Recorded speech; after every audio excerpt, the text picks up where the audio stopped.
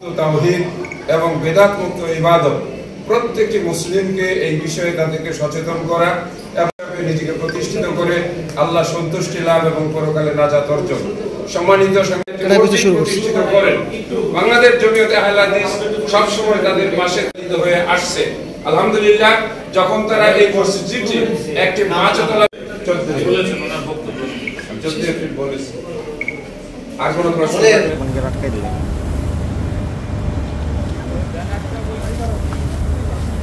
জায়গায় চুমরান ছবি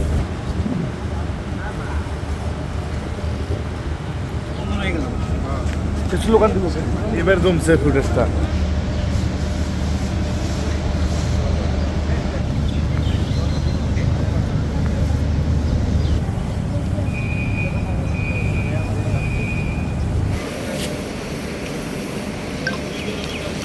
আপনারা অনেকে জেনে থাকবেন, ব্রাহ্মণবাড়িয়া সদরে বাঘাচং এলাকায় আল বাইতুল মামুর সালাফি জামে মসজিদ গত 14 এপ্রিল কতিপয় সন্ত্রাসীরা এই মসজিদটি ভেঙে দিয়েছে এবং এখানকার মসজিদ নির্মাণের জন্য যে সমস্ত মালামাল এখানে এনে জমা করা হয়েছিল সেগুলো কিছু নিয়ে গেছে, কিছু পানিতে ফেলে দিয়েছে।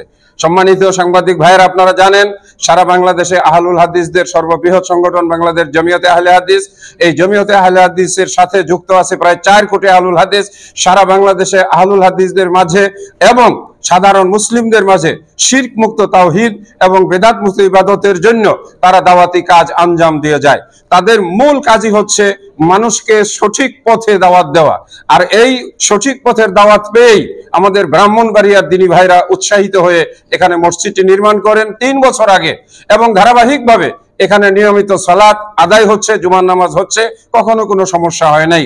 কিন্তু হঠাৎ করে কতিপয় উগ্র ব্যক্তিদের উস্কানিমূলক বক্তব্যে এই মসজিদটির উপরে হামলা করা হয় এবং মসজিদকে ভেঙে চুরমার করে দেওয়া হয় এবং মুসল্লিদের উপরে এমন আঘাত করে যে তাদেরকে রক্তাক্ত করে দেয়।